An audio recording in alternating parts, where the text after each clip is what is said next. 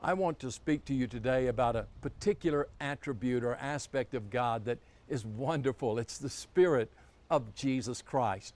Paul wrote to the church at Philippi in Philippians chapter 1 and verse 19, and he said, I know that by your prayers and then by the power of the Spirit of Christ, that everything that has happened to me is going to work out for my deliverance.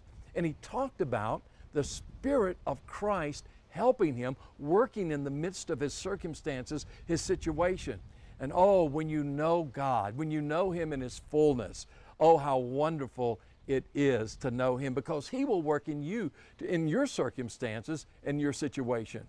A few years ago, I met a couple of young men from Syria, and we were in the airport, and I began to engage them in conversation about God and about Jesus. And they said this to me: you Christians, you believe in three gods. You don't believe in one God. And I said, no, we believe in only one God. They said, no, you believe in the Father, the Son, and the Spirit. That's three different gods. And I said, no, you don't understand. There's only one God. I said, let me ask you something. I said, is there a physical part of you? And they said, of course. Here I am. I'm standing here. I said, well, is there an intellectual and emotional sort of a heart, a soul of you that's different from the physical? And they said, oh, yes. There's an intellectual, emotional part of me. I said, well, let me ask you one other question. Is there a spiritual part of you that's different from the physical? They said, oh, yes, there's a spiritual part of me. I said, then there must be three of you. And they said, no, there's only one. I said, well, there's three different aspects of you. I mean, three different parts that are different and separate, so there must be three of you. They said, no, there's only one. And I said, you see, that's the same thing with God. There's one God, but He has revealed Himself three different ways: the Father, the Son, and the Spirit.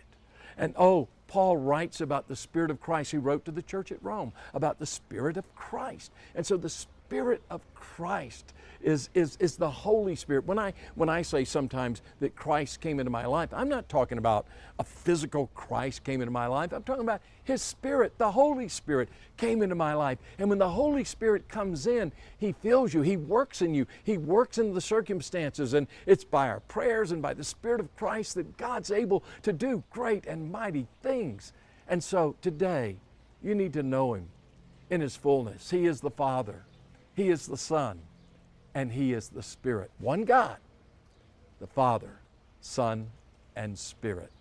So I hope you know Him today. Let the Spirit of Christ come and reign and rule in your heart and life. God bless you.